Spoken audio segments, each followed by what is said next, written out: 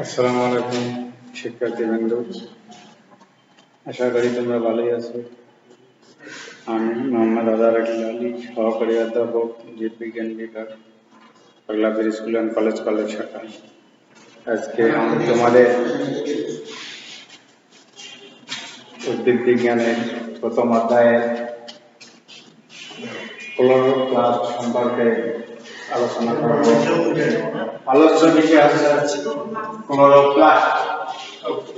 আমরা দেখব যে উদ্ভিদ এবং প্রাণী কোষ আমরা এর আগে চিহ্নিত চিত্র 8 করছিলাম, সেখানে কিন্তু প্রাণী কোষে ক্লোরোপ্লাস্ট থাকে না।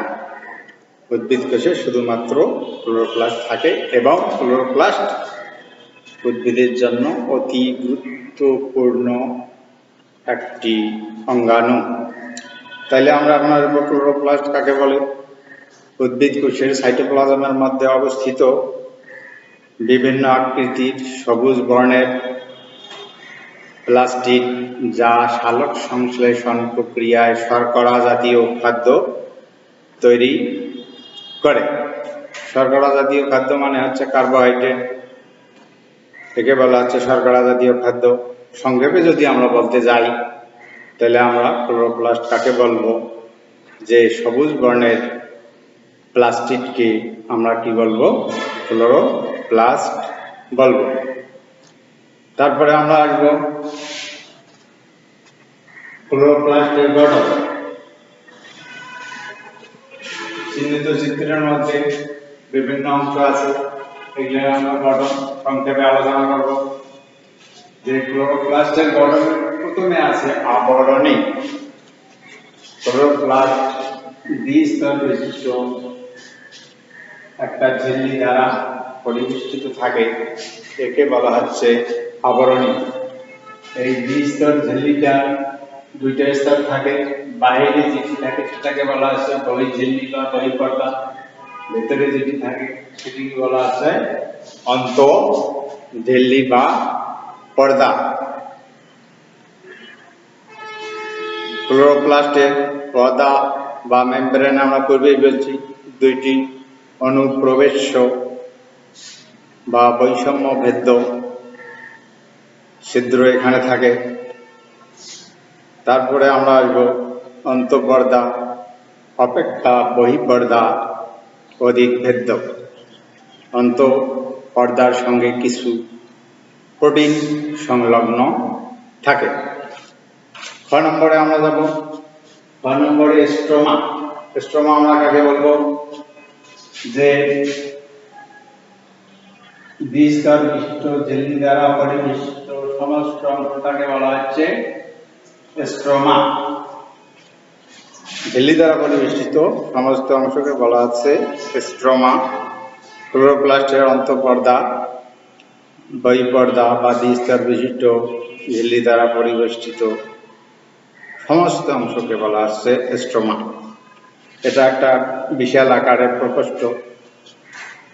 এটা পানিগ্রাহী কলয়েড ধর্মী ম্যাট্রিক্স বা ধাত্র বলা হয়।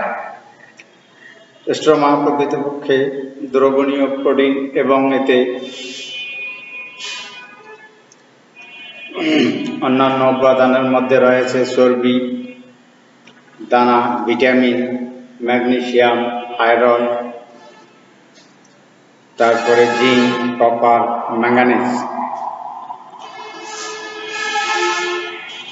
ক্লোরোপ্লাস্টের স্ট্রোমায় অনেক সময় কি থাকে? স্বেচ্ছা দানা বা শর্করা দানা দেখা যায়।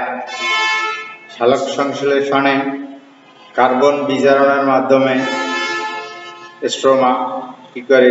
গ্লুকোজ উৎপাদন প্রক্রিয়া সম্পাদন করে বা স্ট্রোমাতে ঘটে। তারপরে আমরা আসবো থাইলাকয়েড। যে আমরা দেখবো এখানে দেখা যাচ্ছে যে গ্রানাম বলা হচ্ছে বা গ্রানা বলা হচ্ছে, এক বছর বহু বছর এক একটা অংশকে বলা হচ্ছে গ্রানা, আর সমস্ত অংশটাকে বলা হচ্ছে গ্রানা। এই সঙ্গে সংযুক্ত হওয়াকে কেন বলা হচ্ছে? এর ভিতরে থাইলাকয়েড নামক একটা থলি থাকে। এই থলির ভিতরে কি করে সালোক সংশ্লেষণ করার জন্য প্রয়োজনীয় উপাদান বিদ্যমান থাকে। স্ট্রোমা একক পর্দা বিশিষ্ট চ্যাপ্টা থলির মতো অংশ গুলোকে গ্রানা এক বচনে বলা হয়। প্রতিটি ক্লোরোপ্লাস্টে আমরা দেখব কি থাকবে, 40 হইতে 60টি গ্রানাম বা গ্রানা থাকতে পারে। প্রতিটি গ্রানামে 10 হইতে 100টি থাইলাকয়েড নিয়ে গঠিত। থাইলাকয়েড মানে গ্রানাম ডিস্ক, যেমন 1 2 3 4 5 6 গ্রানাম ডিস্ক বা ওদেরকে বলা হয় থাইলাকয়েড। তার পরবর্তীতে আমরা আসছি যে স্ট্রোমা ল্যামেলি। স্ট্রোমা ল্যামেলি আমরা বলবো, স্ট্রোমা আমরা সমস্ত অন্তঃঝিল্লি দ্বারা পরিবেষ্টিত বা ঝিল্লি দ্বারা পরিবেষ্টিত সমস্ত অঙ্গটিকে ম্যাট্রিক্সটাকে বলা হচ্ছে স্ট্রোমা। আর স্ট্রোমা ল্যামেলি তাকেই আমরা বলবো এক গ্রানা হইতে আরেক গ্রানার মধ্যে সংযোগকারী যে নালীটা, এই নালীটাকে বলা হচ্ছে স্ট্রোমা ল্যামেলি। এই স্ট্রোমা ল্যামেলির মাধ্যমে এক গ্রানা হতে অন্য গ্রানামের মধ্যে বিভিন্ন বস্তুর আদান প্রদান এবং সংযোগ স্থাপন করে থাকে। আর এদের অভ্যন্তরে কি থাকে? ক্লোরোফিল থাকে। পরের এটা হচ্ছে 1 নম্বর হচ্ছে ফটোসিনথেটিক ইউনিট বা এটিপি সিনথেসিস ও প্লান্টোজোম।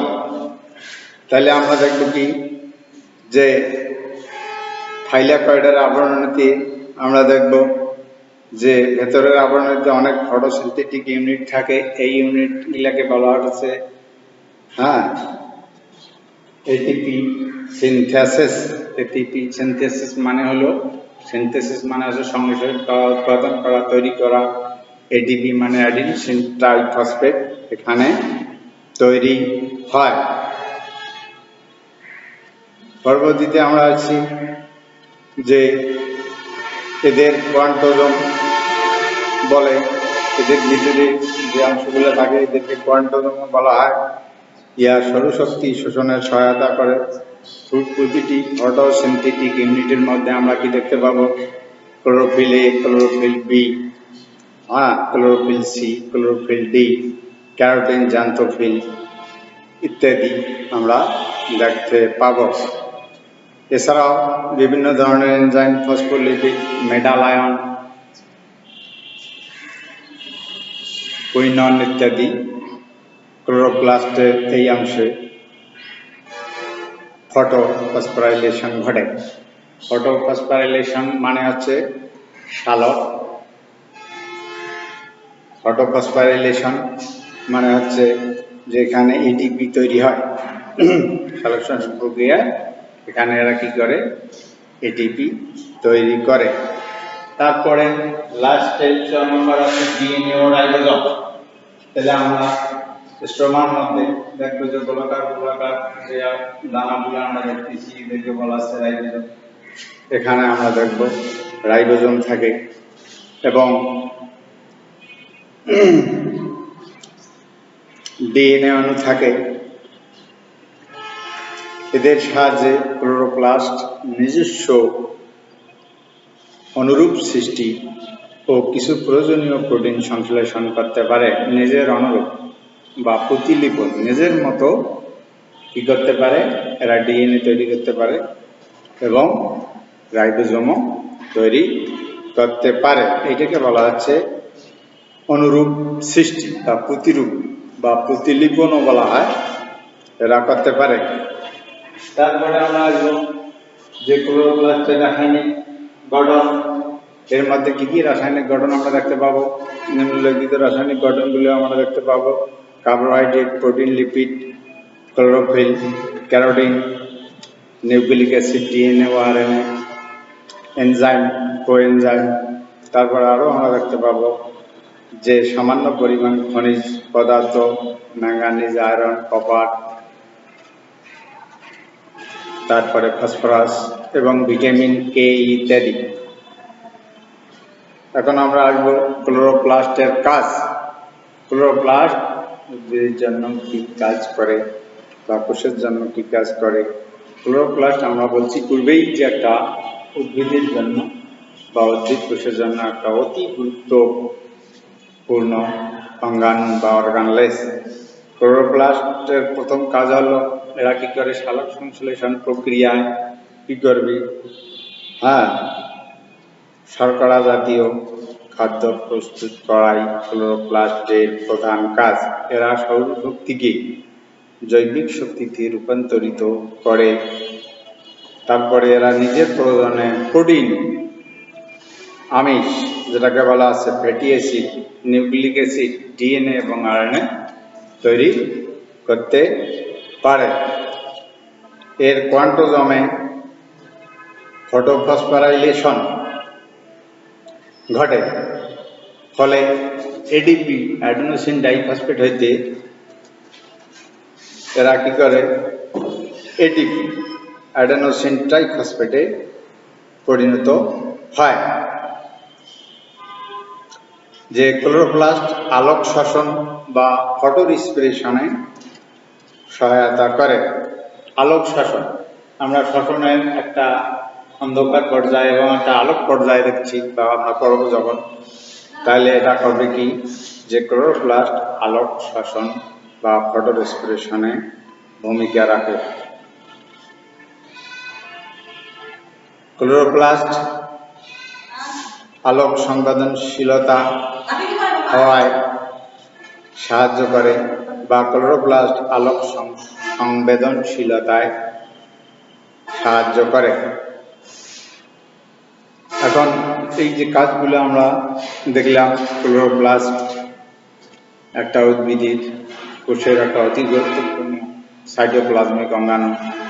এই অঙ্গাণু কি করে উদ্ভিদের জন্য কি করে শর্করা জাতীয় খাদ্য তৈরি করে, প্রধান কাজই হইল এই খাদ্য তৈরি করে উদ্ভিদের দৈহিক বৃদ্ধি, ফলমূল ধারণ, গঠন রেশন বিভিন্ন ধরনের এরা যোগান দেয়। ফলে এই খাদ্য যদি না হয়, যে উদ্ভিদের মধ্যে আমরা দেখব খাদ্যের অভাব, সে উদ্ভিদের গ্রোথ হবে না।